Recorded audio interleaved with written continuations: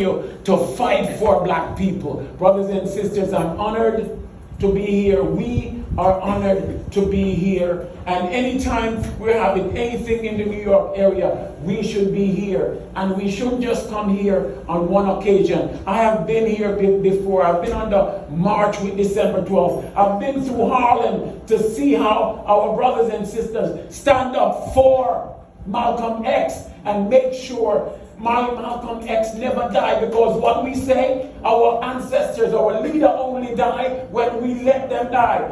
Brother, Sister Viola Plummer should never die based on what she has done.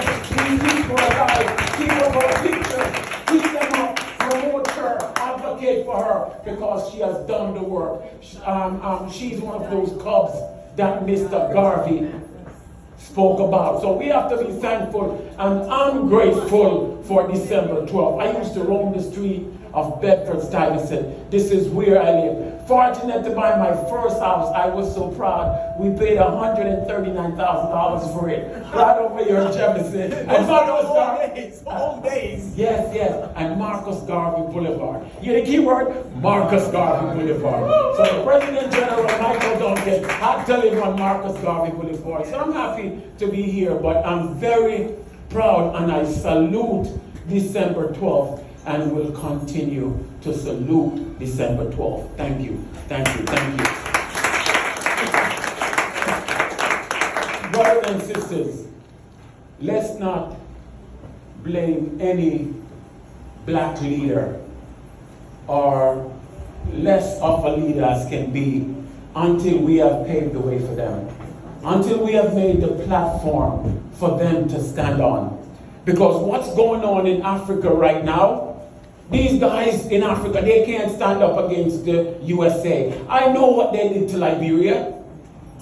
You have the ministers who are trying to do the best for companies in Liberia, and the US government telling them, no, you have to give US government contractors the job. And if you don't, they castigate you, they denigrate you, they lock you up, and if need be, they kill you. So before we blame a black leader, brothers and sisters, really think and ask yourself, have we done the job to make sure black leaders have the base to stand on? Our basketball players, do we give them the platform that if they speak out on behalf of black people, they can speak out and feel proud that we have a defense team to defend us? When Kyrie Irving so-called, not even speak up, but said something, who was there to defend him? Nobody. The Israelites. You know, but a lot of times we blame Nelson Mandela. Yeah. And me, myself too, I curse him sometimes. But when I watch him first came out of prison, he defended Gaddafi. He defended Fidel. He defended all the revolutionaries and say, your friend don't have to be my friend, and you can't tell me who to support. But if he doesn't have that black leadership to stand up, when the powers that be step to him, what do you think he's going to do? Brothers and sisters, I'm going to tell you the truth. I don't like some things about Obama. But you know what happened? We have to stop and think, and we have to look. I'm going to ask you a question. Let's say Obama is a terrible guy. How many of us are going to leave an Ivy League school where we can possibly make $400,000, $500,000 a year and go work in the community for maybe 80% less? That's true. How many of us are going to sacrifice and do that? How many of us going to do it? How many of us going to form an organization named My Brother's Keeper? How many presidents going to tell the community, organize at the grassroots level? If we want somebody to be our president, we have to organize and have the numbers to effectuate him being elected or being de-elected. So we have to know that if we're doing it, and if we haven't built a base to have our leaders sprung up, then we can't say anything. So let me look at one more thing about Obama again. On the campaign trail, Obama said, We have to speak to Cuba. We have to speak to Fidel. Some of us are, yes, the brother is good. He's strong. He's saying this. He's saying speak to Cuba. He's right. Yes, he's right. But then the people in Miami stepped to him and said, say what? You better take that check back. You better take those words back, boy. But speak to Cuba. Are you sick? They attacked him. What did we do? Were we there for him to say, no, brother, keep speaking, brother. Keep speaking. We have 5 million of us who are going to come against him.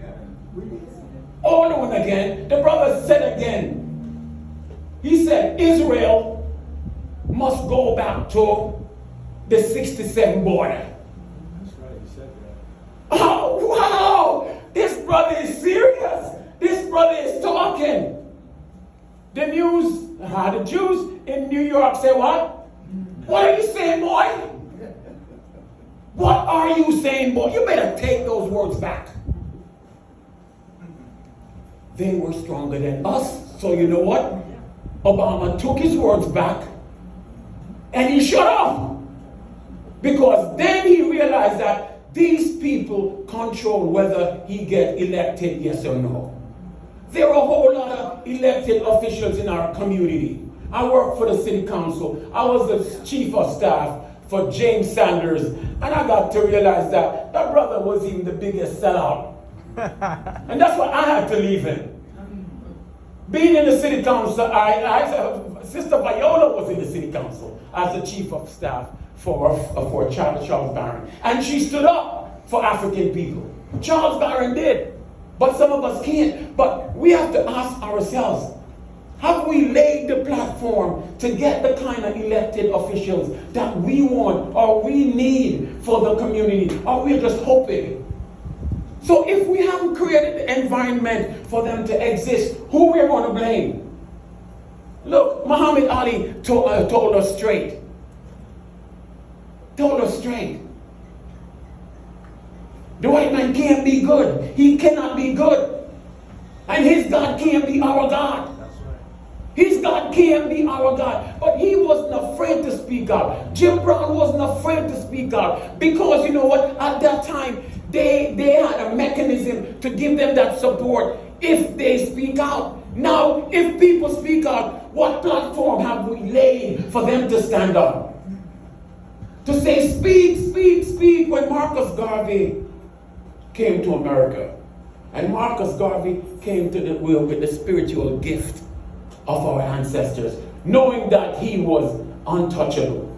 And Marcus Garvey was going to speak at a meeting in the South. And the Ku Klux Klan geared up for him. They got all the sheriffs and everything to arrest him that night. But Queen Mother Moore and her posse realized what was going to be done. That they plan on arresting Marcus Garvey and maybe kill him. So you know what happened? Queen Mother Moore came with her gun in her waist. And with a lot of brothers with their guns. And when they stepped like they were going to step to Garvey, they said, no. You have your guns, we have our guns. She stood up and said, speak, Garvey, speak. And Garvey spoke. So brothers and sisters, if we want leaders, look, I feel strong now because I have some diehard brothers and sisters here in the UNIA. Some brothers and sisters, I know if I'm going to hell, they're coming with me. So I feel strong. That's right. I know if someone is going to lock me up in the room, and if they ask me, Mr. Duncan, who's going to guarantee you that you're going to get out of that room? Who are you going to give that key to? Who do you think I'm going to give it to? This brother right here. I'm going to say, brother, I know you're going to make sure I get out.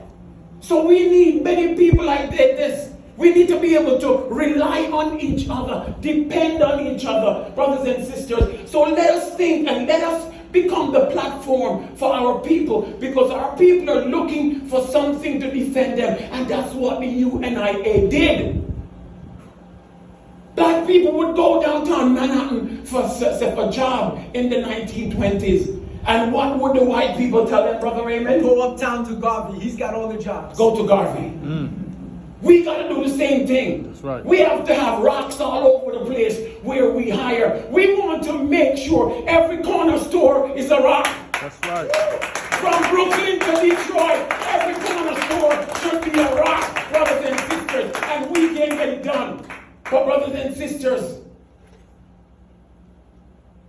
we can't treat each other like friends anymore. We have to be brothers and sisters in the struggle. Yes, sir. Brother and sisters in the art of war. Brothers and sisters love. Dr. J did so many things for us. We have to build that platform that when our great ones become old, we can help to serve them.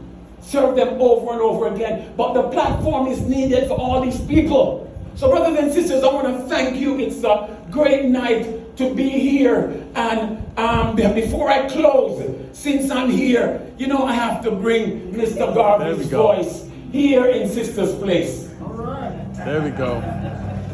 Yes, brothers and sisters, you know, Mr. Garvey went on trial here in New York City.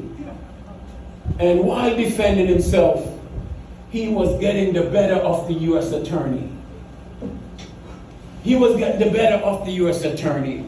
And the U.S. attorney stood up and said, are you going to let the tiger go? Are you going to let the tiger go? You know what they did? They convicted Mr. Garvey. They sent him to Atlanta Federal Penitentiary. Before he went, he stated, you have caged the tiger. However, my cubs are roaming. December 12th is roaming, right? Yes, that's right. So many cubs here, die-hard cubs, are roaming, right? That's right. That's what we're doing, brothers and sisters. And we, the cubs, we will never give up. Mr. Garvey was asked in prison, would you do it any differently? Mr. Garvey said it clear. He said, when I did what I did, I knew exactly what would happen to me. However, men who are in earnest are unafraid of consequences. Brother Wareham, I'm sure all these years you and December 12th on the street, you weren't worrying about yourself. You were defending the race at any cost, over and over, when you're up and down 125th Street and telling those businesses they have to close. You weren't worried about what's going to happen to you. You're defending the race. So we have to do the same thing. So Mr. Garvey sent out a letter to ensure that whatever happens to him in prison, because he expected them to kill him in prison, he got your back. And Mr. Garvey said, after my enemies are satisfied, black people, I shall come back to serve. In life, I'll be the same, but in death, I shall be a terror to the cause of black liberty.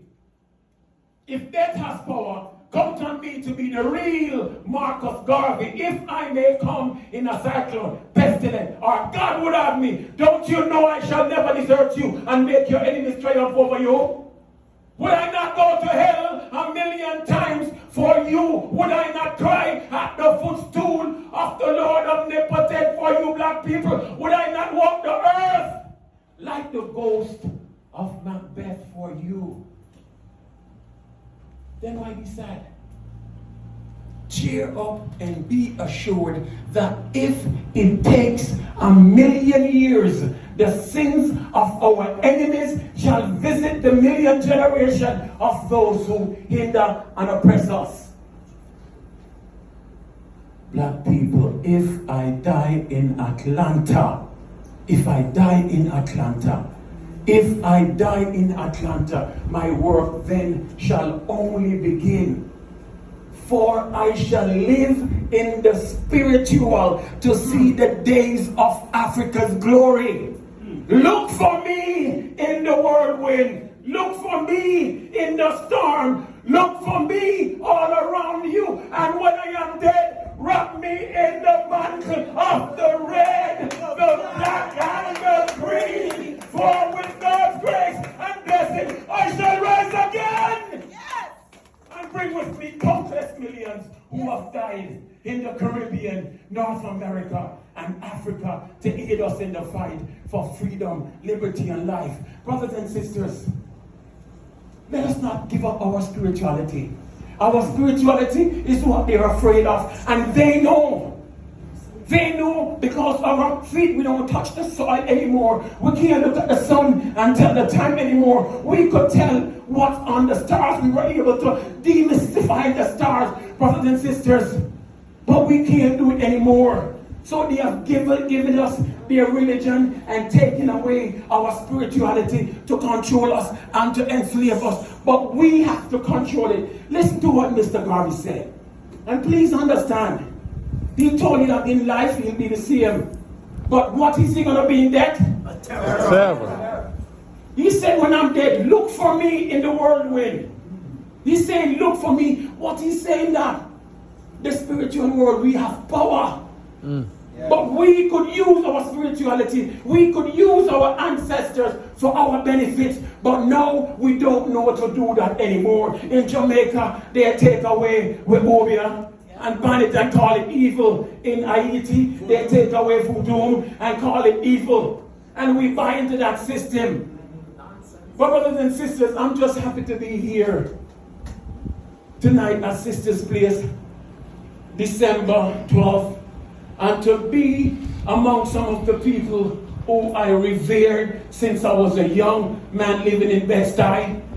And I'm just happy to be here tonight in Bed-Stuy again. One God! One God! One aim! One aim! One destiny! One destiny! Long live Marcus Garvey! Long live Long live Marcus UNIA!